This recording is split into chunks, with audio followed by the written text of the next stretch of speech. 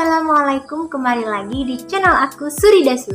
Oke guys, sesuai judul dan juga thumbnail, pastinya hari ini aku mau sharing mengenai proses terjadinya operasi sesar secara konvensional ya, atau secara umum yang biasa dilakuin oleh dokter atau yang dirasain setiap orang yang biasanya gitu operasi sesarnya.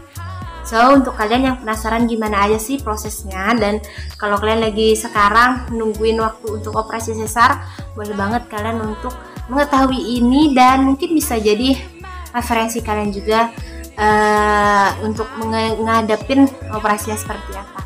So, untuk kalian yang penasaran, pastiin dulu bantu support channel aku dengan klik tombol like dan juga subscribe. Dan jangan lupa untuk komentar ya. Oke, langsung aja kita ke videonya. Jadi sebelum aku lanjutin videonya, aku mau notice dulu bahwa aku hanya masyarakat biasa, notabene bukan orang dari kesehatan, dan yang aku tahu cuma secara umumnya aja. Nah, untuk prosesnya sendiri yang aku alamin, yang pertama setelah kita dipastiin gitu oleh pihak rumah sakit untuk melakukan operasi sesar, kita disuruh puasa dulu selama 8 jam kurang lebih.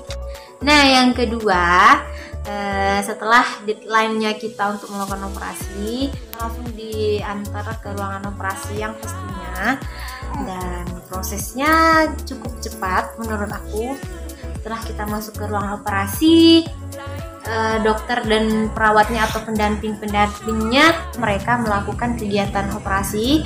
Sebelum melakukan kegiatan itu, kita diberi suntikan dulu nih guys. Nah, suntikan itu aku kurang paham ya, mungkin kalian bisa searching dulu suntikan apa. Jadi kalian harus siap-siap aja kalau misal disuntik ke bagian tulang belakang, kalau nggak salah. Entah ada berapa kali suntikan, aku kurang paham. Yang aku rasain sebelum aku udah sebal gitu, karena disuntik sebal, itu ada 2 kali atau 3 kali kayak gitu.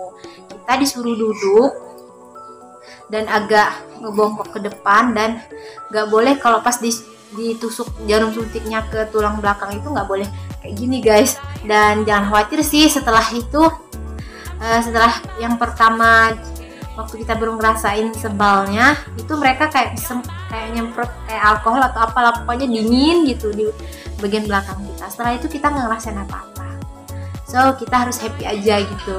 Setelah itu kita dibaringin di meja operasi, dan di situ di sebelah kiri atau kanan aku lupa, pokoknya tangan kita tuh kayak yang kayak gini, pokoknya kita nggak bisa gerak sama sekali menurut aku. Jadi di sebelahnya tangan kita untuk itu dipasang alat untuk mengetahui mungkin detak jantung atau tekanan darah kayak gitu, dan yang sebelahnya itu adalah infus. Oke, yang selanjutnya yang ketiga, kita bisa lihat apa yang mereka lakuin, bisa ngeliat dari kayak apa sih itu yang ada kepala kita, kayak ada kaca yang bulat. Nah, di situ kita bisa melihat pergerakan dokter saat melakukan proses operasi. Dan selama proses operasi itu guys, yang kita rasain kayak cuma ditekan-tekan aja kayak gitu ya, pokoknya kayak kita udah disuntik sebal dan kita udah mati rasa gitu, nggak bisa ngerasain apa-apa. Oke, yang selanjutnya setelah kita mati rasa kayak gitu, dan mungkin proses operasinya sendiri sekitar 15-an menit kalau nggak salah, dan aku ngedengar suara tangisan bayi aku, dan nggak lama kemudian si ibu bidan atau perawat kayak gitu tunjukin ke aku, guys, ini bayinya bu, beratnya sekian, jenis kelaminnya dan kelengkapannya dan sebagainya macamnya. Dan alhamdulillah waktu itu baby aku sehat. Dan setelah itu mungkin dijahit atau apa, aku kurang paham prosesnya, pokoknya sekitar 15 menit seingat aku kira-kira. Setelah itu kita dikeluarin deh dari ruangan operasi dan masuk kembali ke kamar perawatan kita. Dan kalau kita sehat, bayi juga sehat, bayinya langsung dianterin gitu waktu itu ke aku, langsung kita IMD.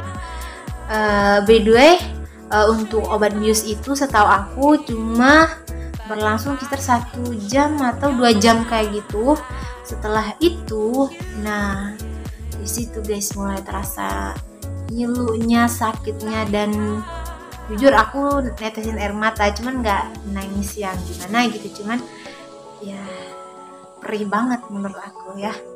Setelah kita masuk ke ruang perawatan, kita selama 12 jam kalau nggak salah waktu itu, aku nggak dibolehin untuk angkat kepala. Kita harus diem kayak gitu aja, nggak ngapa-ngapain. Kalau mau minum juga posisinya berbaring lurus kayak gitu pokoknya.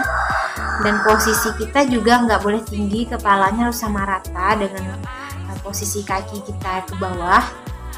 Dan setelah 12 jam baru dibolehin agak dinaikkan sedikit kepalanya sesuai kemampuan kita gitu guys. Kalau udah mulai agak mampu angkat kepalanya, bisa kita rasain sendiri gitu. Kalau udah mulai agak mampu, ya kan tempat tidur kita itu bisa dinaikin gitu. Jadi perlahan aja naikinnya, disesuaikan dengan kemampuan kita. Nah, setelah itu aku kan operasinya pagi nih jam 8.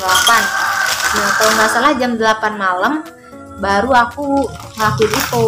Dan malamnya juga aku udah mulai belajar miring kiri, miring kanan. Tapi Masya Allah dengan perjuangan banget guys, aku ngerasain sakitnya untuk belajar miring ke kiri dan miring ke kanan. Setelah itu aku terus belajar sampai jam berapa, pokoknya sampai subuh atau apa. Pokoknya malam pertama itu aku nggak benar-benar tidur, karena aku benar-benar usaha supaya aku bisa gerak lagi. Pertama sebelum itu aku gerakin dulu nih kaki bagian bawah, kaki kiri, kaki kanan, mulai gerak-gerakin jarinya. Kalau udah bisa gerakin jarinya agak diangkat dikit tuh, ujung-ujungnya baru bisa miring kiri miring kanan.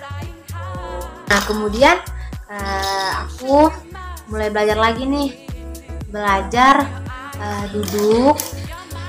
Belajar duduk itu besoknya atau lusanya gitu, aku lupa.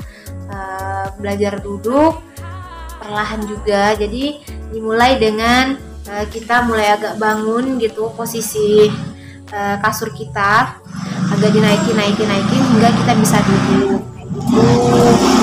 Nah setelah itu diusahain lagi belajar berjalan, belajar turun dari tempat tidur dulu, habis itu baru belajar berjalan, berdiri dan berjalan. Nah totalnya itu sekitar 3 harian kita diusahain untuk bisa bergerak ke toilet sendiri, atau mungkin bisalah dipapah gitu. Atau enggak, umumnya sih memang bergerak sendiri. By the way guys, jadi kalau kita udah bisa duduk dan kalau kita udah bisa berjalan, itu kateternya itu udah dibuka, selang untuk kita pipis sudah dibuka. Jadi nggak begitu sakit sih menurut aku, nggak apa-apa, ada saja. Oke guys, itu dia proses pemulihan, mungkin sekaligus tahapan atau urutan proses setelah kita operasi sesar itu seperti apa ya, kayak seperti yang aku jelasin tadi. Setiap orang mungkin kecepatannya untuk sembuh itu berbeda-beda ya, cuman umumnya itu seperti itu sih yang aku tahu. So untuk kalian yang sekarang lagi mau operasi, harus tetap semangat, berpikir positif. Kamu sehat, bayi lahir dengan sehat dan selamat. Semoga persalinannya lancar ya. So thank you for watching. Jangan lupa untuk klik tombol like dan juga subscribe. Bye bye.